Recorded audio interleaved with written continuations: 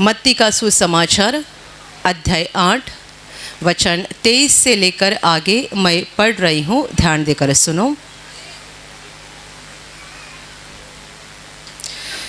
जब वह नाव पर चढ़ा तो उसके चेले उसके पीछे हो लिए, और देखो झील में एक ऐसा बड़ा तूफान उठा कि नाव लहरों से ढकने लगी और वह सो रहा था।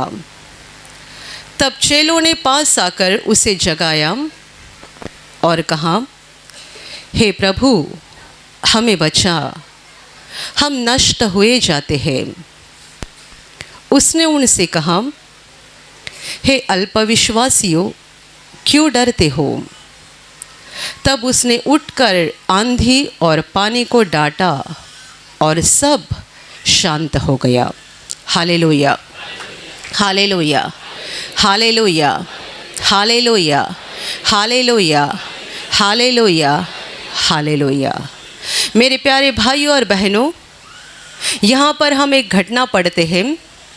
जब प्रभु यीशु नाव पर चला गया और उसके साथ उसके चेले थे, लिखा गया है कि उस वक्त एक बड़ा आंधी आ गया और इतना बड़ा आंधी हुआ कि लहरों के कारण नाव पानी से ढकने लगी। ये एक वाक्य में हम समझ सकते हैं कि कितना बड़ा तूफान होगा, कितनी बड़ी आंधी होगी कि लहरें नाव को ढक रही थी। तो यकीनन चेलों के दिल में बड़ा डर पैदा हो गया। पर उस समय लिखा है कि वह यानी प्रभु सोया हुआ था। इतना बड़ा तूफान चल रहा था, इतनी बड़ी बड़ी लहरें पानी में उठ रही थी, जोर से हवा बह रही थी और हमारा प्रभु नाव में बड़ी शांति से सोया हुआ था। उसे इस बात की कोई पड़ी नहीं थी कि आसपास का माहौल क्या है और क्या चल रहा है। वो बड़ी शांति से नींद ले रहा था। तब चेलों ने पास आकर उसे जगाया और कहा, प्रभु उठो, हमें बचाओ, हम नष्ट हुए जा रहे हैं। चेलों के दिल में बड़ा डर पैदा हो गया था और इसीलिए प्रभु जो नाव में बड़ी शांति से सोया हुआ था, चेलों ने पास जाकर उसे जगाया और ये कहा कि बचाओ हमें, हम नष्ट हुए जा रहे हैं। बाइबल कहती है, उसने जाकर चेलों से कहा, हे अल्पविश्वासियों, क्यों डरते हो? और फिर उसने आंधी और पानी को डांटा और सब कुछ शांत हो गया। Hallelujah, hallelujah, hallelujah, hallelujah, hallelujah, hallelujah. मेरे प्यारे भाइयों और बहनों, प्रभु के चेले दिन रात उसके साथ चलते थे। जहाँ कहीं प्रभु रहता था वहाँ उसी के साथ वो रहते थे। उनका सोना, उनका घूमना, उनका खाना पीना, सब कुछ प्रभु के साथ होता था, क्योंकि इन चेलों ने प्रभु के लिए अपना घर बार छोड़ दिया था और 2400 घंटा ये प्रभु के साथ रहा करते थे। और हम बाइबल में पढ़ते हैं कि प्रभु के पीछे कितनी बड़ी भीड़ हमेशा लगी रहती थी, क्योंकि प्रभु किसी भी एक गांव या नगर में ज़्यादा दिन रुकता नहीं था। गांव गांव, नगर नगर वो परमेश्वर के राज्य का प्रचार करते हुए घूम रहा था। लोगों की बड़ी भीड़ इसीलिए उसके पीछे हो लेती थी, क्योंकि प्रभु के द्वारा बड़े बड़े अद्भुत काम होते थे। प्रभु अंधे की आंखें खोलता था, गूंगे को बोलने की शक्ति देता था, बहिरे को सुनने की शक्ति देता था, लंगड़े को चलने की शक्ति देता था और मुर्दे को भी जिंदा कर देता था। हालेलुया। और इसीलिए जिस जिस गांव या नगर में प्रभु जाता था और लोग सुनते थे कि यीशु नासरी हमारे गांव में आ गया है, लोग अपने घरों से बाहर आते थे और जहां कहीं प्रभु है वहां बड़ी भीड़ कर देते थे, बीमारों को भी लेकर आते थे। ऐसा बड़ा काम प्रभु के द्वारा हो रहा था और चेले सारी बातों को अपने आंखों से देख रहे थे। वे भी तो हमारी तरह साधारण लोग थे जो दुष्ट आत्मा से डरते थे, भूतों को डरते थे, बीमारियों को डरते थे, संकट और परेशानियों को डरते थे और अधिकारियों को भी डरते थे, क्योंकि हमारी तरह वे भी साधारण लोग थे। पर प्रभु के साथ रहते हुए उन्होंने जयवंत दिनों का अनुभव किया, विजयशाली समय, जयवंत समय उसने देखा कि प्रभु के सामने ना कोई भूत रुकता है, ना कोई बीमारी रुकती है, ना कोई विरोधी रुकते हैं, ना कोई बड़े अधिकारी उसके सामने टिके रहते हैं। अधिकारियों को तो प्रभु ऐसे जवाब देता था कि बार बार उनका मुंह बंद हो जाता था। Hallelujah, hallelujah, hallelujah. वो केवल सामर्थ से भरा हुआ नहीं बल्कि ज्ञान से भरा हुआ था, और इसीलिए अधिकारी लोग उसकी परीक्षा लेने के लिए या उसको बार बार कहीं ना कहीं फंसाने के लिए कोशिश करते थे। पर प्रभु के हर जवाब के कारण उसके सारे विरोधी फजित हो जाते थे। और साथ ही साथ बीमारी की बात करें तो लिखा गया है, जितने सारे लोग प्रभु को छूते थे वे चंगाई पाते थे, और जिन्हें प्रभु छूता था वे भी चंगाई पाते थे। हालेलुया। आज वैसा माहौल नहीं है। हम नहीं बता सकते हैं कि हमारे प्रार्थना घर में आने वाले 100% लोग चंगाई पाते हैं। आज वैसा माहौल नहीं है। हम ये बोल सकते हैं 90% या 95% लोग, यानी 95% लोग चंगाई पाते हैं। 4-5% लोग बीमारियों के साथ वापस भी चले जाते हैं, ठीक नहीं होते हैं। उस समय प्रभु था, तब का माहौल अलग था, तब की बात अलग थी। प्रभु जब था उस समय माहौल बिल्कुल अलग था। कोई बीमार अपनी बीमारी को लेकर आता है और वापस बीमारी लेकर जाता है, वैसा होता ही नहीं था। बल्कि बाइबल गवाही देते हैं सबके सब अच्छे कर दिए जाते थे, सबके सब चंगे हो जाते थे। जितने प्रभु के पास आते थे सबों को प्रभु चंगा करता था। प्रभु जिन्हें जिन्हें छूता था वे तो चंगाई पाते ही थे, पर साथ ही साथ जितने लोग विश्वास के साथ खुद प्रभु को छूते थे वे भी चंगाई पा रहे थे। इसका मतलब वहाँ सामर्थ की नदियाँ बह रही थी। Hallelujah, hallelujah, hallelujah. हम चेलों के बारे में थोड़ा सोचेंगे कि ये सब जब भी चल रहा था चेलों के मन में क्या था। आप में से कई लोग जो पहली बार प्रार्थना में आए और उन्होंने यहाँ पे गवाहियों को सुना, यहाँ परमेश्वर का प्रेम देखा, सामर्थ देखा, और बाद में आपने खुद के भी जीवन में परमेश्वर के प्रेम का अनुभव किया। जब आप नए नए थे आपको क्या लग रहा था बताओ? पहला आपके मन में ये विचार था, ये जगह के बारे में मुझे बहुत पहले पता होता तो कितना अच्छा हो जाता, कितना पैसा बच जाता, कितना दर्द और परेशानी बच जाती। ये जगह के बारे में पहले पता होता तो कितना अच्छा हो जाता। हमने कितने दर्द और कष्ट के साथ जीवन बिताया है, हमें प्रभु की पहचान पहले हो जाती तो कितनी अच्छी हो जाती। क्योंकि यहाँ आप परमेश्वर के काम का, प्रेम का, सामर्थ का जो अनुभव करते हैं, बस यही नहीं, जहाँ जहाँ प्रभु यीशु के नाम से लोग इकट्ठा होते हैं वहाँ वहाँ उन्हें जो परमेश्वर के प्रेम और सामर्थ का अनुभव होता है वो दुनिया में नहीं होता है। चेलों के साथ प्रभु खुद था। आज हम बस विश्वास के साथ कहते हैं प्रभु यहाँ पर है, पर हम उसे देखते नहीं है। चेले प्रभु को इंसान के रूप में देख रहे थे, हर छोटी छोटी बात उसको पूछते जा रहे थे, प्रभु ये क्या है, प्रभु वो क्या है, ये क्यों होता है, वो क्यों होता है। कितना अच्छा समय था उनके साथ कि परमेश्वर का पुत्र मनुष्य के रूप में उनके साथ था। वे उसके साथ बातें करते थे, छोटी छोटी बातें भी उसको पूछा करते थे, और ऐसी सामर्थ की नदियाँ देख रहे थे और ज्ञान की भी नदियाँ देख रहे थे कि उन्हें लग रहा था कि वो एक अलग ही दुनिया में चल रहे हैं। हर दिन एक विजयशाली, एक जयवन जीवन वो देख रहे थे। Hallelujah, hallelujah. और इसी बीच में एक संकट आ गया। चेले अपने प्रभु के साथ थे, पर प्रभु शांति से सोया था, क्योंकि प्रभु के सोने का कोई समय नहीं था। हम रात को 10 बजे सोते हैं, सुबह 6 बजे जाग जाते हैं।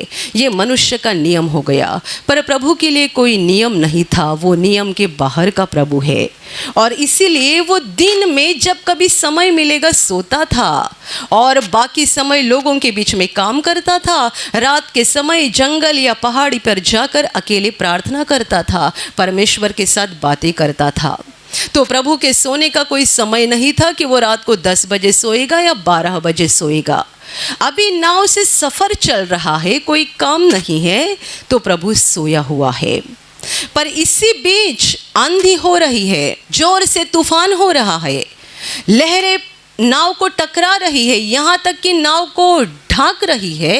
इतनी बड़ी बड़ी लहरें उठ रही है, और चेले बहुत डर गए।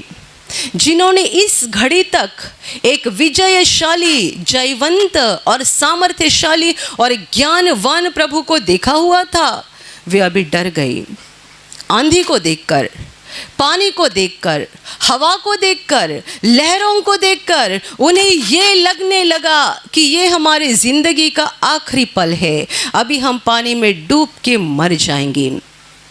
कितने बार वो चिल्लाए होंगे, कितने बार उन्होंने शोरगुल किया होगा, पर प्रभु के ऊपर कोई असर नहीं हुआ। वो बड़ा शांति से सोया हुआ था। प्रभु कब उठा? जब चेलों ने जगाया। चेले उसके पास जाकर उसको जगाने लगे, प्रभु जी उठो, हम डूबते जा रहे हैं, हम नष्ट हुए जा रहे हैं, हमें बचाओ। और जब भी प्रभु उठा, प्रभु ने इनसे पहले बात की और ऐसा कहा, हे अल्पविश्वासियों, क्यों डरते हो? क्यों डरते हो? बड़ा भारी और महत्वपूर्ण सवाल है। परमेश्वर कहता है, क्यों डरते हो? जब मैं तुम्हारे साथ हूँ, तुम्हें किस बात की डर है? क्या प्रभु सोए हुए हालत में नहीं जान रहा था कि आसपास क्या हो रहा है? वो तो जानता था। उसकी नींद हमारी नींद की तरह नहीं है। हम एक बार सो गए कि खत्म। अपने दाहिने बाजू में कौन है, बाएं बाजू में कौन है, कुछ समझ में नहीं आता है। कोई घर में आकर चले जाए तो भी समझ में नहीं आएगा।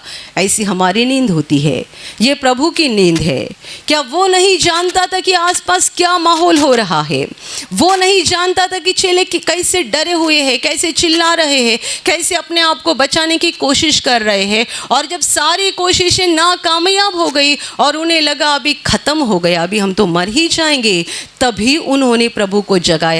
तब तक प्रभु शांति से नींद ले रहा था। ना आंधी का उसके ऊपर कोई असर हो रहा था, ना इतनी बड़ी बड़ी नावें उसको ढक रही थी नाव को। इसका मतलब प्रभु का बदन भी भीगा होगा, पर वो जाग नहीं गया।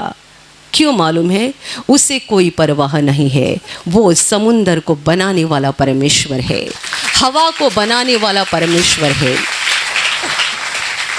यदि ऐसा लिखा गया है कि नावों को लहरें पानी से ढक रही थी, इसका मतलब चेलों का पूरा शरीर, कपड़ा भीगा हुआ होगा, और जो प्रभु वहाँ सोया था उसका भी कपड़ा गीला हुआ रहेगा। पर उसे किसी बात की कोई परवाह नहीं थी। यद्यपि वो शरीर रूप में था, पर वो मनुष्य नहीं था, वो परमेश्वर था। समुंदर उसी ने बनाया है। सब कुछ बनाने वाला सृष्टिकर्ता वो है। उसे किस बात का डर है? जब तक चेलों ने जगाया नहीं, प्रभु सो रहा था। उसके ऊपर किसी संकट का, किसी परेशानी का, किसी मुसीबत का कोई असर नहीं हो रहा था। चेलों ने जगाने के बाद प्रभु ने चेलों की हालत देखी, उनके आँखों का डर। जब संकट आता है, दिल में डर पैदा होता है, और जब डर पैदा होता है, आंखें बदल जाती है, चेहरा बदल जाता है। मैंने एक बार अपनी आँखों से देखा था। एक बार हम कॉलेज के बाहर खड़े हुए थे बस स्टॉप पर, और मेरी एक सहेली थी जो दूसरे क्लास में पढ़ती थी, और उसके क्लास टीचर प्रोफेसर वहाँ पे कॉलेज के गेट से बाहर निकले। उसने मेरी सहेली को देखा और कुछ पूछने के लिए पास बुलाया। जैसे ही उसने इसको पास बुलाया, इतनी डर गई कि मैंने ज़िंदगी में पहली बार कभी ऐसा देखा कि उसके पूरे की पूरे होठ सफ़ेद हो गए। प्रोफेसर बेचारे तो प्यार से बुला रहे थे, उन्होंने बुलाया, कुछ तो सवाल किया और कहाँ रहते हो, कुछ ऐसा कुछ तो पूछा और वापस भेजा। जब वो हमारे पास वापस आ गई बस स्टॉप पर, मैंने उसको देखा और कहा तुम इतनी डरी हुई क्यों है? पूरे के पूरे होठ सफ़ेद हो गए। तो पल भर उसके मुंह से जवाब भी नहीं निकल रहा था। प्रोफेसर ने बस उसे ऐसा किया, इतने में उसके लाल होठ सफ़ेद बन गए। ये होता है डर। एक संकट आता है, आंखें बदल जाती है, चेहरा बदल जाता है। प्रभु ने भी देखा होगा ना, क्योंकि चेलों के आंखों पर मौत का डर था। उन्होंने प्रभु से कहा हम डूबते जा रहे हैं, हम नष्ट हुए जा रहे हैं, हमें बचाओ। आज तक चेलों ने कभी नहीं कहा होगा प्रभु को हमें बचाओ, पर आज चेले बोल रहे प्रभु बचाओ हमें। प्रभु ने उनकी आंखों का डर देखा, उनके चेहरे पर जो भय था वो प्रभु ने साफ देखा। और प्रभु सवाल करता है, हे अल्प विश्वासियों, क्यों डरते हो? हालेलुया। उसके बाद एक पल में प्रभु ने आंधी और पानी को शांत किया, बिना हाथ लगाए। बस डांटा उसने, आंधी को डांटा, पानी को डांटा, सब कुछ शांत हो गया। आगे का वचन हमने पढ़ा नहीं, जहाँ पे लिखा गया है प्रभु के हुक्म से जब ये आंधी और पानी शांत हो गया, चेले डर गए। किसे? प्रभु से। और बोलने लगे कि आखिर ये कौन है कि हवा भी इसकी बात को मानती है और पानी भी इसकी आज्ञा को मानता है। Hallelujah, hallelujah. अब तक चेले एक जयवंत और विजयशाली जीवन देख रहे थे। एक पल में माहौल बदल गया जब संकट आ गया। विश्वासियों के साथ बिल्कुल ऐसा ही होता है। जब प्रभु हमें चंगा करता है, हम बड़े खुशी से कहते हैं मेरा प्रभु कितना अच्छा है, उसने मुझे अच्छा कर दिया। जब प्रभु हमें कुछ आशीष देता है, हम बड़े खुशी के साथ कहते हैं प्रभु ने मेरे लिए बड़ा अद्भुत काम किया है, मेरा प्रभु कितना अच्छा है, मेरा प्रभु जिंदा है। जब आशीष मिलती है, जब प्रभु हमारी प्रार्थना को सुनता है या प्रभु के द्वारा हमें कुछ मिलता है, जीवन में अच्छी बातें घटती है, हम बड़े खुशी से बोलते हैं कि मेरा प्रभु अच्छा है, मेरा प्रभु भला है, मेरा प्रभु मुझसे प्रेम करता है। पर जब संकट आता है, विपत्ति की घड़ी आती है, तब यही हमारा विश्वास हिलना शुरू हो जाता है। इसलिए आप जानते हैं, जब यहाँ प्रभु का भजन गाया जाता है और कितने सारे लोग नाच गाकर प्रभु की स्तुति करते हैं, 100% लोग नहीं करते हैं।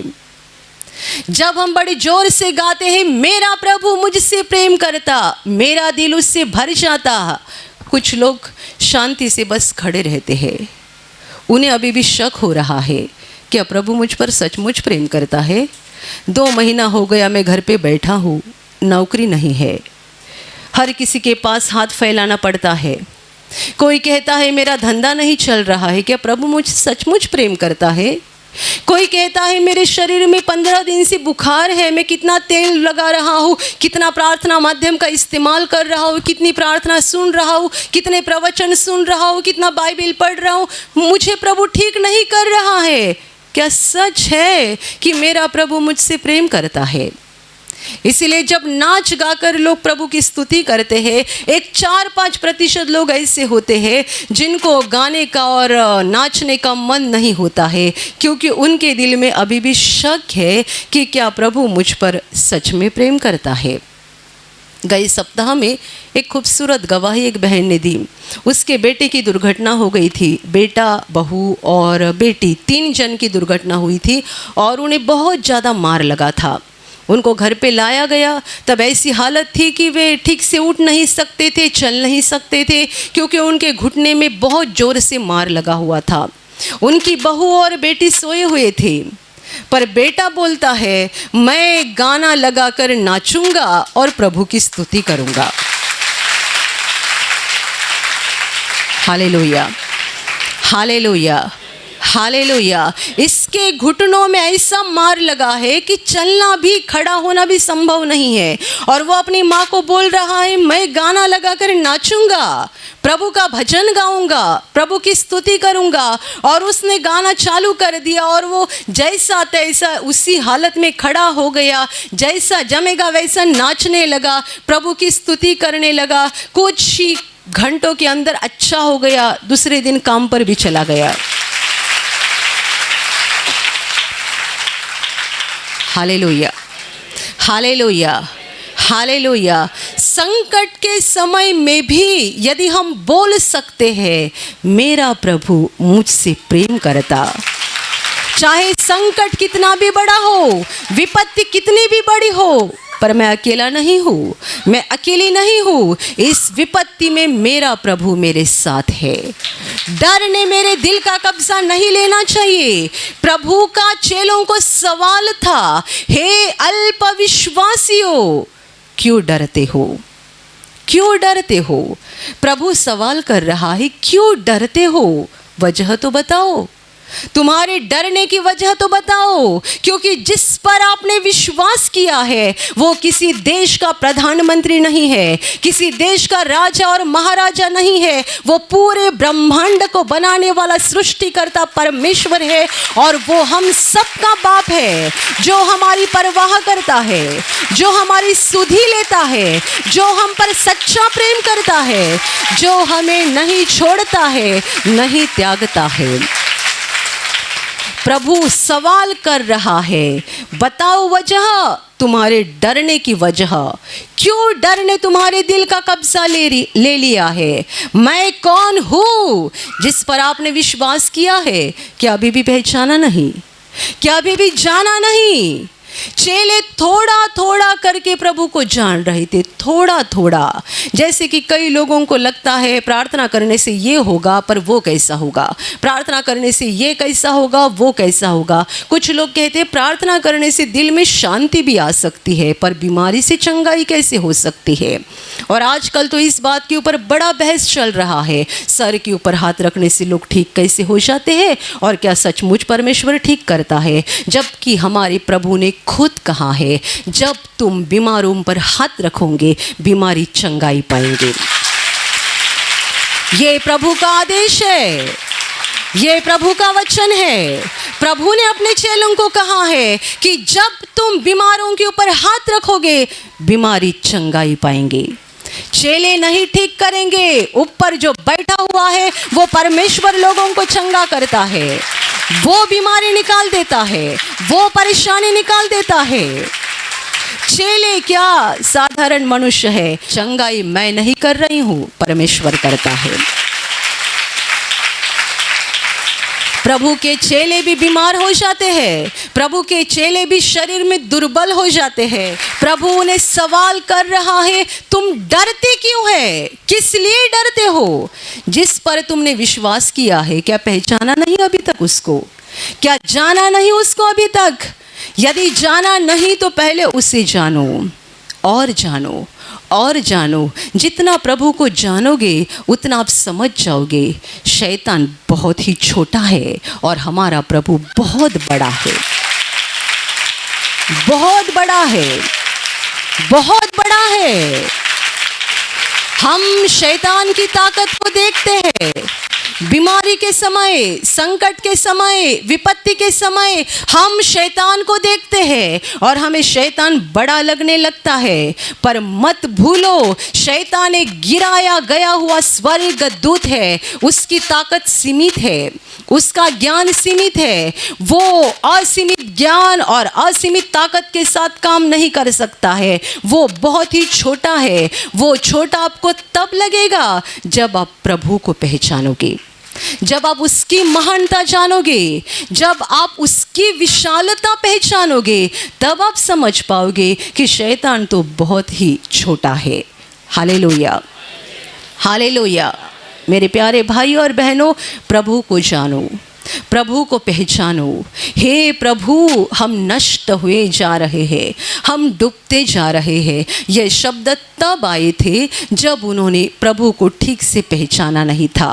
प्रभु के अद्भुत कामों को ज़रूर देखा था, वचनों को ज़रूर सुना था, प्रभु का ज्ञान ज़रूर देखा था, तो भी पूरी रीति से प्रभु को पहचाना नहीं था। और यही चेले आगे जाकर जब प्रभु के नाम का प्रचार करने लगे, उन्होंने प्रभु के लिए अपना लहू बहा दिया, क्योंकि तब उन्होंने प्रभु को जान लिया। हम जिंदा रहे तो भी प्रभु के हैं, मर गए तो भी प्रभु के हैं। Hallelujah, hallelujah. प्रभु का सवाल हम सबके लिए है, क्यों डरते हो? किस बात के लिए डरते हो? यदि डर आपके दिल का कब्जा ले रहा है, इसका मतलब जिस प्रभु पर आपने विश्वास किया है उसे आपने ठीक से पहचाना नहीं है। थोड़ी सी खांसी हो गई, क्या मुझे टीबी हुआ रहेगा? 1 सप्ताह हो गए मेरी खांसी रुक नहीं रही है, 15 दिन हो गई बुखार नहीं जा रहा है, ये नहीं हो रहा है, वो नहीं हो रहा है, ये बीमारी हुई रहेगी, वो बीमारी हुई रहेगी। प्रभु कहता है, हे अल्प विश्वासियों, क्यों डरते हो? क्या अभी तक पहचाना नहीं? अभी तक जाना नहीं? अंधे की आंखें खोलने वाला और मुर्दे को जिंदा करने वाला मैं तुम्हारा परमेश्वर आज भी जीवित हूँ, आज भी चमत्कार कर रहा हूँ, आज भी विश्वासियों के जीवन में अद्भुत काम कर रहा हूँ। Hallelujah, hallelujah, hallelujah. मैं प्रभु का धन्यवाद करती हूँ कि मैंने ब्रदर मार्टिन के ज़िंदगी के अंतिम 8 महीना में उनको बड़े करीबी से देखा। 8 महीना वे बिस्तर पे थे, शरीर पूरा कमज़ोर होते जा रहा था, पर ऐसी हालत में मैंने उनके दिल के विश्वास को देखा, विश्वास को। जब वे सूट पहनकर अच्छा कपड़ा डालकर मंच पर आते थे और पूरे मंच पे यहाँ वहाँ घूमते थे, आप लोगों ने उनको देखा है, और शेर की तरह वे बड़े चिल्लाते भी थे। पर ये शेर की तरह उनका चिल्लाना मैंने उनके बिस्तर के ऊपर भी देखा है। जब वे बिस्तर के ऊपर लेटे हुए थे तब भी शेर की तरह चिल्ला रहे थे। उनके दिल में प्रभु के लिए जो विश्वास था जरा भी नहीं हिला। कितनी मुसीबतें आ गई, शैतान ने चारों तरफ से उनको घेर लिया, पर इतनी सारी संकट आने के बावजूद भी मैंने ब्रदर को देखा है, बिस्तर पर रहते हुए भी वो शेर की तरह चिल्लाकर प्रभु का वचन बताते थे, प्रभु के काम के लिए योजना बनाते थे। डर उनके दिल में जरा भी नहीं था। क्या हो जाएगा आगे, क्या हो जाएगा बाद में, क्या हो जाएगा। मेरे प्यारे भाई और बहनों, दुनिया का अंत का समय है, चाहे कितनी भी परेशानी आए, कितना भी संकट आए, हमें डरना नहीं है। हमारा प्रभु सबसे बड़ा है, और जैसा कि बाइबल कहती है, हर घुटना यीशु के आगे टेका जाएगा और हर जबान अपने मुंह से अंगीकार करेगी कि यीशु ही प्रभु है। हर जबान इस बात का अंगीकार करेगी कि यीशु ही प्रभु है। हर कोई उसी के आगे घुटना टेकेगा।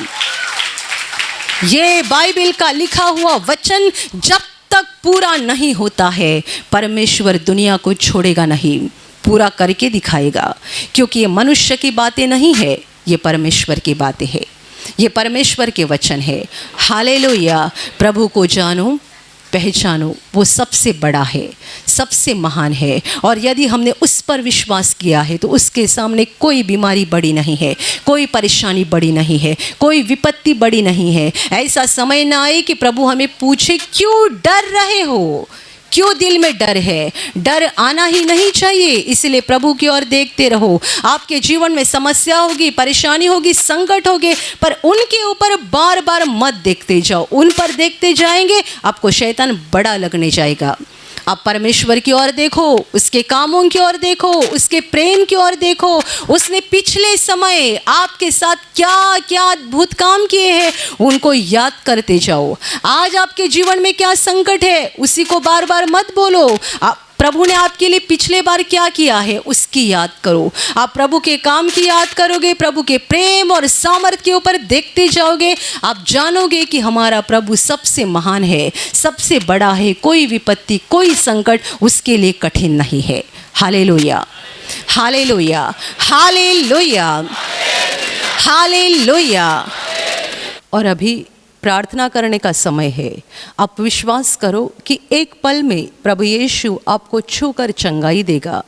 एक पल में वो आपके जीवन का दुख निकाल देगा और आपके आंसुओं को खुशी में बदल देगा, क्योंकि उसके लिए असंभव कुछ नहीं है, अनहोनी बात एक भी नहीं है। प्रभु यीशु आज भी जिंदा है। 2000 वर्ष पहले वो शरीर रूप में धरती पर था, आज शरीर रूप में नहीं बल्कि आत्मा के रूप में है, और दुनिया के कोने कोने में जहाँ जहाँ लोग विश्वास के साथ उसको पुकारते हैं, उसके पास प्रार्थना करते हैं, उन सबों की पुकार को प्रभु सुनता है, उन्हें चंगा करता है, उनके आंसुओं को पोंछ देता है और उनके जीवन को खुशी से भर देता है। आप भी इसी विश्वास के साथ आपके बीमार भाग पर हाथ रखो, और यदि वहाँ हाथ नहीं रख सकते हैं तो अपने सीने पर हाथ रखो। प्रभु यीशु के नाम से इसी क्षण आपके शरीर की सारी बीमारियां निकल जाए। यीशु के नाम से आपके जीवन का सारा दुख निकल जाए। शैतान का हर एक काम आपके जीवन से और आपके परिवार से पूरी तरह से नष्ट हो जाए। यीशु के नाम से, प्रभु यीशु के नाम से शैतान का सारा काम आपके जीवन से नष्ट हो जाए। सारी दुष्ट आत्माओं को प्रभु यीशु के नाम से मैं आज्ञा दे रही हूँ, इसी क्षण इन्हें छोड़कर निकल जाओ और वापस उनमें नहीं आना। इसी क्षण प्रभु का महान सामर्थ्य आपके ऊपर आ जाए। प्रभु का महान सामर्थ्य आपके ऊपर आ जाए। प्रभु का महान सामर्थ्य आपके ऊपर आ जाए। इसी घड़ी पवित्र आत्मा की खुशी आपके दिल में आ जाए, पवित्र आत्मा की शांति आपके दिल में आ जाए और आपका जीवन स्वर्ग की रोशनी से भर जाए। आमीन।